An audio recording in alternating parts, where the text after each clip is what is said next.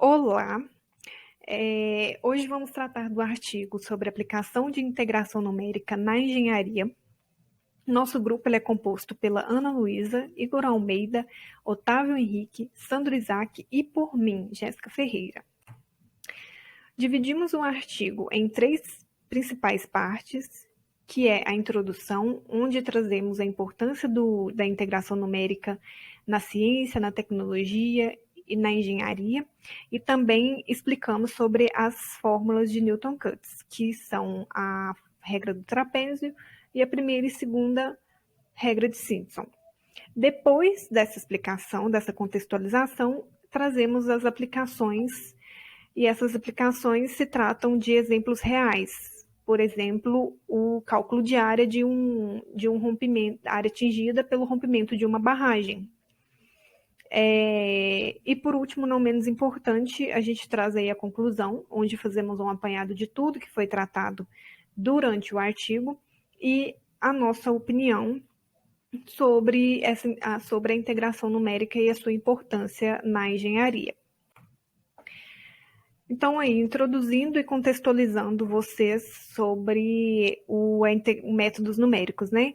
Eles são muito importantes na ciência, em campos tecnológicos e na engenharia, e possuem diversas aplicações. Aí a gente traz três exemplos, que são cálculos de dimensionamento de barragem, cálculo de área transversal de um rio, geralmente aí utilizado em projetos hidráulicos, e cálculo de área afetada por rompimento de barragens, como eu tinha falado, que vamos trazer aí nas aplicações mais para frente.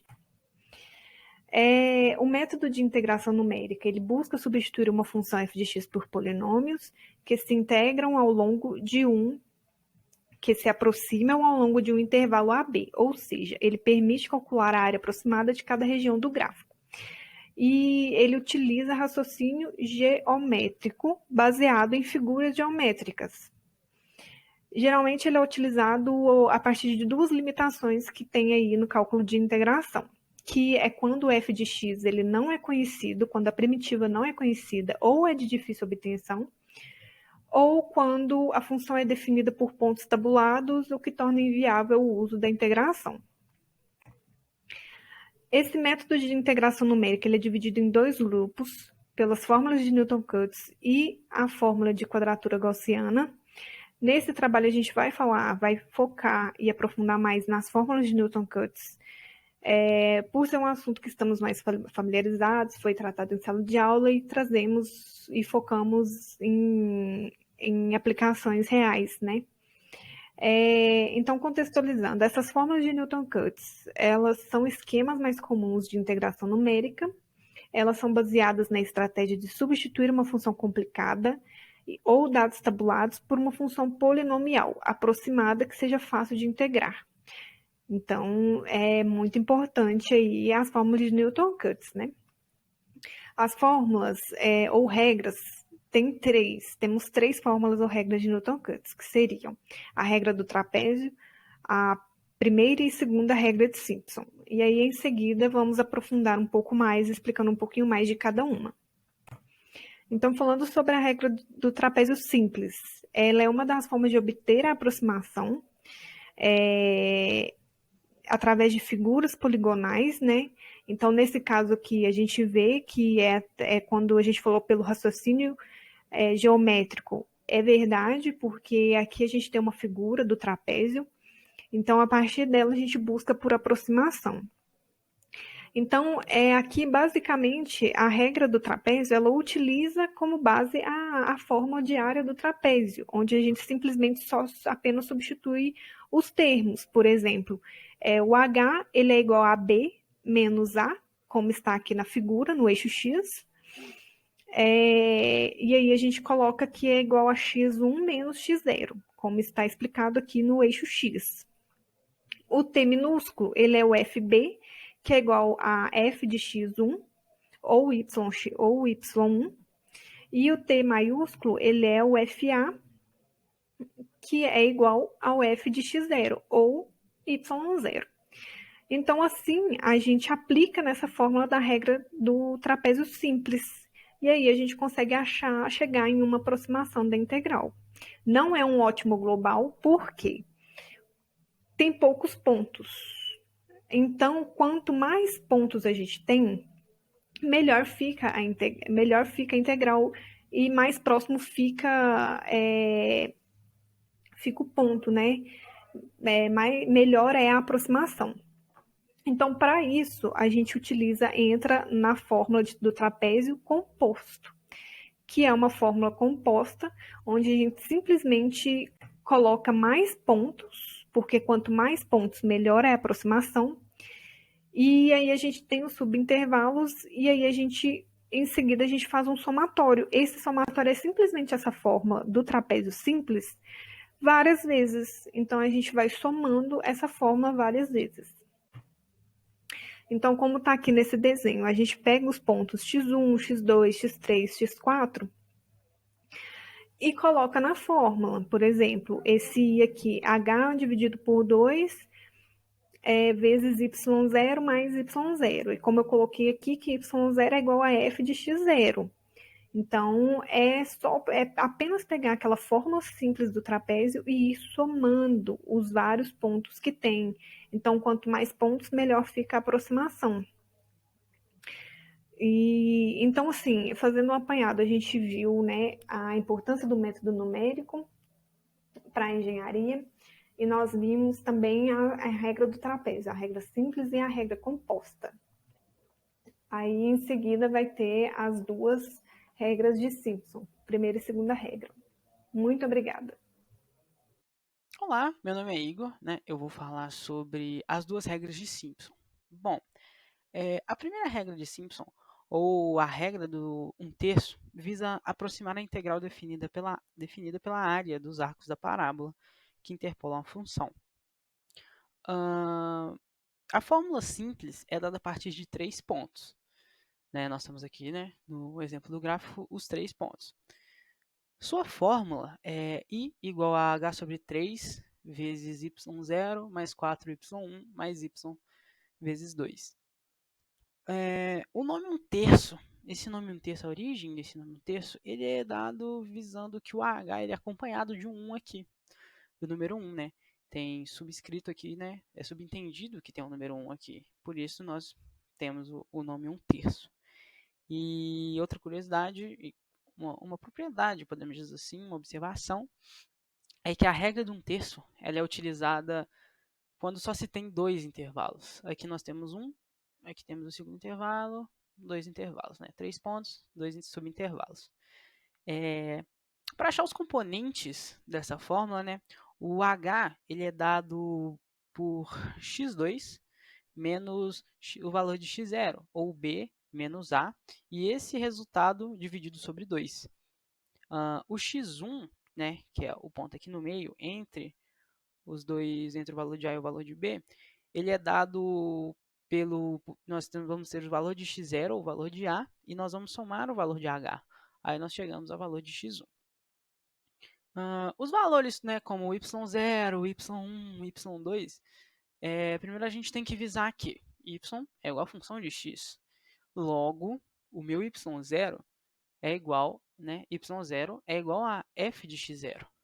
O meu y1 é igual a f de x1. O meu y2 é igual a f de x2. E assim, para quantos pontos eu tiver, quantos x eu tiver. Assim que nós obtemos todos esses valores, nós podemos jogar eles na fórmula e encontrar a nossa aproximação. Outro ponto também é que nós também possuímos a forma composta da regra da primeira regra de Simpson, né? A regra do 1/3. Essa aqui é a nossa fórmula composta, né? E ela é utilizada quando nós possuímos mais pares de subintervalos, né?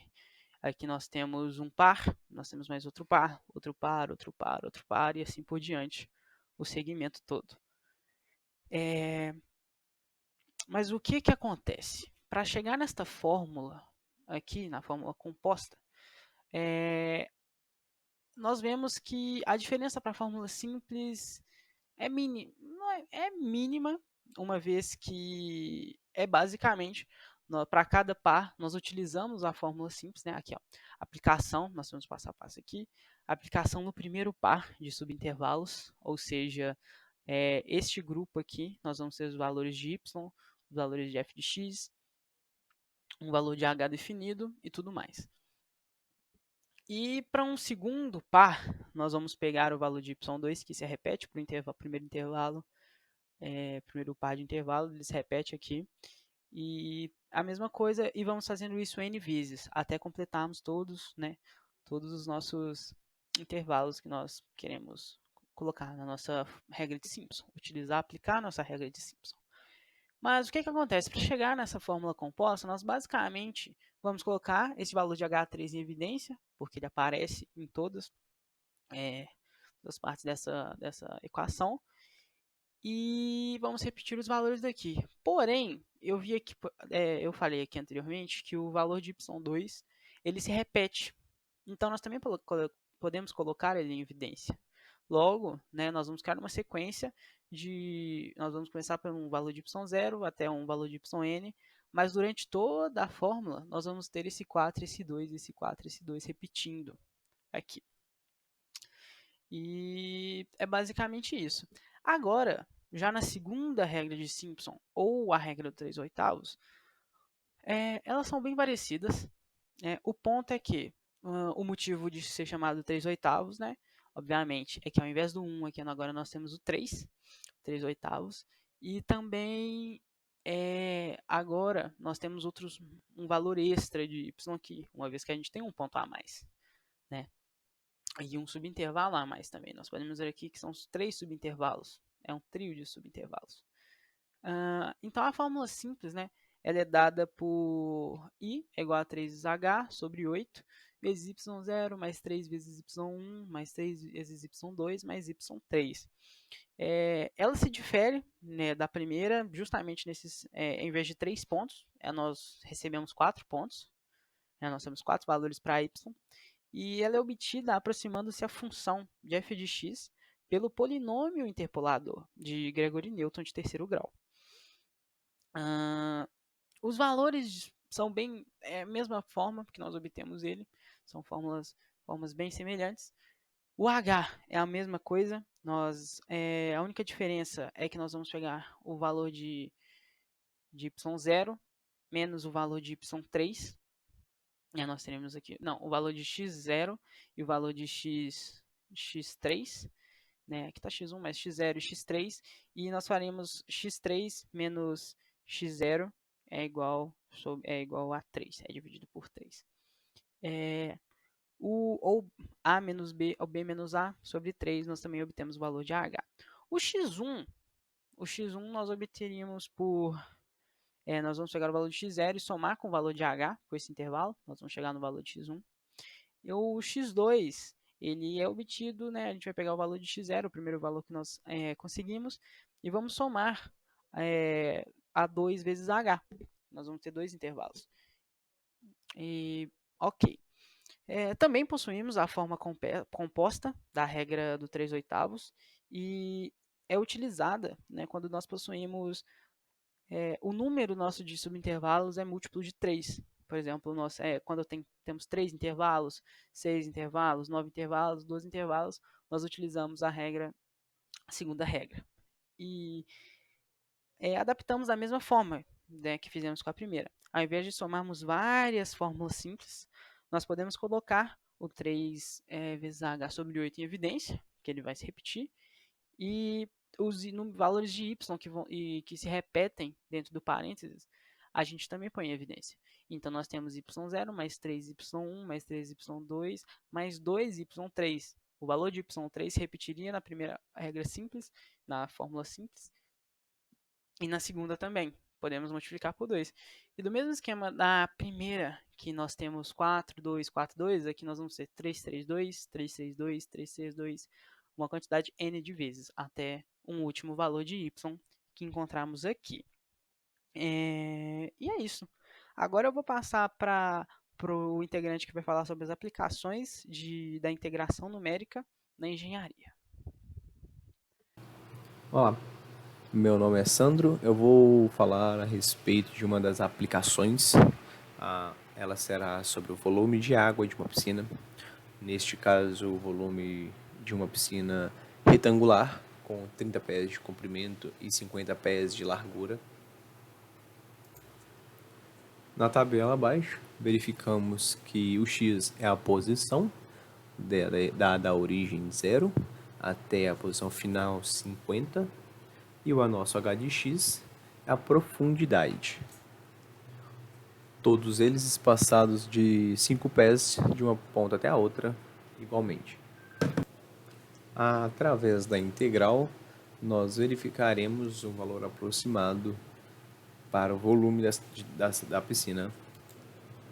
Para calcular essa integral, nós utilizamos a regra de 1/3, a primeira regra de Simpson, e para um determinado número par de 10 subintervalos. Encontrados os valores de f de x e jogando esses valores na fórmula e encontramos os valores finais aqui. Com h valendo 10. Com isso, nós obtemos a curva do gráfico pela dada integral.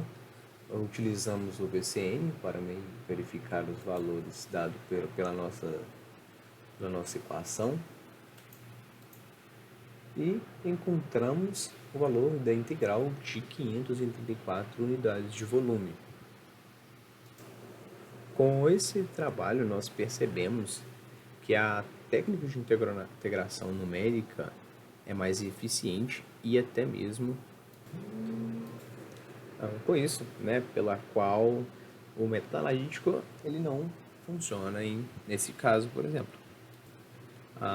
No método da primeira regra de Simpson, nós temos uma aproximação do resultado, uma vez que é feito a convergência dos espaços dos subintervalos ali, espaçados a cada 5, ou seja, nós temos uma aproximação não tão formal e exata, pois temos umas discordâncias que não são preenchidas por essa fórmula ainda. Ainda assim, um erro ainda consideravelmente pequeno para um valor real calculado minimamente, com a tendência do limite tendendo a 0 ali, para calcular o volume perfeito da nossa piscina. Eu sou o Otávio Henrique e estou aqui para explicar uma das aplicações de integração numérica na engenharia. Nesse artigo, eu vou falar sobre o incidente na barragem de Bento Rodrigues, em Mariana, Minas Gerais, e como foi utilizado o método do trapézio para calcular a área atingida pela lama, além de comparar os valores obtidos pelo método com os valores obtidos usando o AutoCAD.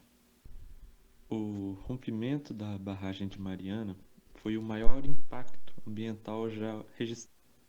O rompimento da barragem de Mariana foi o maior impacto ambiental já registrado no Brasil. Esse rompimento, que ocorreu no ano de 2015, devido ao acúmulo de sedimentos na barragem e problemas estruturais, vai deixar sequelas sem precedentes. E para calcular a área total atingida, foram tiradas fotos aéreas. Depois de analisadas as imagens aéreas feitas pelo Google Maps, como pode ser observado na imagem esquerda, foi utilizado o software AutoCAD para medir a área total atingida pelo rompimento. Depois disso, foi extraída da área total a área do subdistrito de Bento Rodrigues, como pode ser visto na imagem da direita. A área passou pelo mesmo processo de obtenção de valor da área pelo AutoCAD. Bom, nesse caso, foi utilizado o método do trapézio por ele ser o único dos 3 métodos de integração numérica que não apresenta condição para o número de intervalos. E como estamos lidando com uma área muito grande, foi necessário dividir ela em 21 partes, o que só seria possível de se calcular por um método se fosse o do trapézio. Depois de divididas as áreas, foi necessário determinar uma constante x e, a partir dela, determinar as medidas no eixo y. Pelo AutoCAD, foram traçadas linhas a 90 graus do eixo x, depois foi medida a distância do eixo y, que inicia no eixo x e termina na extremidade da imagem, como pode ser analisado na imagem à esquerda, os traçados, e na direita, os dados que foram obtidos, da área, a variação constante no eixo x e o número de intervalos no eixo y. Como obtivemos os valores dos intervalos no eixo y, o número de áreas e a variação de x, só foi necessário pegar esses valores e aplicar no método do trapézio. Com os valores obtidos utilizando a fórmula do trapézio através do MATLAB, foi comparado os valores encontrados pelo AutoCAD, e com isso foi encontrada uma diferença de 1.020 metros quadrados, que se refere a uma taxa de erro de 0,30%, ou seja, isso demonstra que houve uma exatidão de 99,69% nessa aplicação. Bom, meu nome é Ana Luísa e eu vou concluir nosso trabalho, né? Vou falar aqui da conclusão para finalizar a nossa apresentação. Tendo em vista o exposto, compreende-se que é extremamente válido e importante o estudo dos tipos de integração numérica e as suas aplicações. Para que a gente realizasse esse trabalho, foi preciso uma pesquisa muito profunda por parte de todos os alunos do nosso grupo, para que a gente entendesse melhor o conteúdo e como era a aplicação dele diariamente. E ficou evidente para nós o quanto é útil no nosso dia a dia, de forma que a gente nem mesmo imaginava, seja direta ou indiretamente. Hoje em dia quase tudo está ligado à engenharia e a engenharia é totalmente ligada à integração, né? Isso não se restringe somente à sala de aula, como às vezes a gente pensava, né, alunos de engenharia, mas contribui para a vida de cada um sem que a gente nem sequer se dê conta. Na rotina de um engenheiro, diariamente vão surgir diversos tipos de problemas. Isso vai acontecer conosco quando formados. Diversos tipos de problemas que vão ser necessários para solucionar, né, o conhecimento em diversas áreas. E, muitas vezes, para solucionar esses problemas, a aplicação da integração numérica será suficiente. E quando a gente, durante o nosso trabalho, a gente teve que pesquisar bastante e a gente, ao comparar com outros métodos, nós percebemos que, além de ser muito mais rápida, muito mais eficiente, ela também é muito mais exata. Os valores são muito mais exatos, muito mais próximos do real do que outros métodos. Então, além de todos os benefícios, ela ainda é mais precisa, o que, de qualquer forma, já ajuda bastante, no dia a dia de um engenheiro. Isso é realmente extremamente útil e interessante, porque no engenheiro não pode ter erros, um erro pode ser fatal. Então, o fato de ter essa precisão é extremamente importante e válido. E nesse sentido, o nosso trabalho teve como objetivo exatamente isso, comprovar essa importância, do estudo e as suas aplicações após a graduação, a fim de que depois que nós estivermos formados, como engenheiros, a gente saiba lidar de maneira prática e eficaz com esses obstáculos que podem vir a se deparar conosco, no nosso cotidiano mais para frente. Foi um trabalho extremamente bacana, extremamente gratificante, com conteúdo extremamente interessante, que trouxe para nós muito conhecimento e também vontade de continuar estudando, e aprendendo, a fim de nos tornarmos ótimos engenheiros futuramente.